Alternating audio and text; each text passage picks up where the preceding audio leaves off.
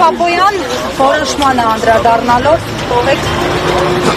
տնային կալանքը ինքնին շատ ինտենսիվ խափանման է, գրեթե թե կալանքի հետ հավասար, այնուամենայնիվ նկատի ունենալով այն հանգամանքը, որ մեր միջնակությունը կալանքը վերացնելու մասով բավարարվեց, այս բանը թերևս այդքանով կողմը։ Մի բան ասեմ, այս վերջերս տեսակ ոնց տրենդային է դարձել, այդպես կալանքները փոխարինել տնային կալանքով, տպավորություն է, որ սատարաններն են համաձայն օրինակ պաշտպանական կողմի միջնորդություններին, բայց որպեսզի ավելի բարձրալների դար չնեղացնեն, միջանկյալ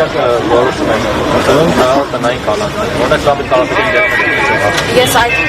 մասով դատանի փոխարեն չեմ կարող որևէ որոշում հայտնել, թե ինչ հանգամանքներից ելնելով են կիրառել ինքնին ինտենսիվ խափանման միջոց տնային կալանք, այնուամենայնիվ թերևս ես կնշեմ, որ ամեն դեպքում սա պաշտպանական կողմի համար փոքրիկ, բայց հաղթանակ է։ Կա ևս բողոք հարցեր է, թե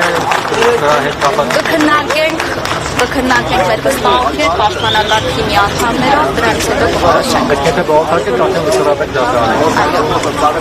Հիմա երբ ազատ կարծանենք առհասարակ բողոքների քննություն, դատախազի դեմ ներկայացված եւ հանրային մեղադրողի եւ մեր կողմից ներկայացված բողոքների մասով նույն կազմում դատարանը երբ տուն կտանի, երբ տուն կուղարկի գիտեք, ես հուզմունքից նույնիսկ չլսեցի, թե դատարանը ինչքան գրավի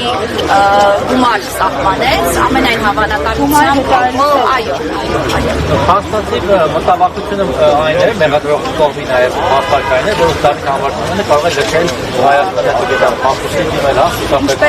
Ինչպես տեսանք, հանրային մեղադրողի դիրքորոշումը ոչ միայն դա էր, այլ նաև հանրային մեղադրողը արձագանքելով դատարանի այն հարցին, որ այն պայմաններում, երբ որ Դավիթ Համբարձումյանը ըստ էության քրեակատարական հիմնարկում հայտնվելու գիտակցումով եւ նույնը Ռուսաստանի դաշնությունից վերադարձել է Հայաստանի Հանրապետություն, ինչով է հիմնավորում հանրային մեղադրողը թաքնվելու մտավախություն։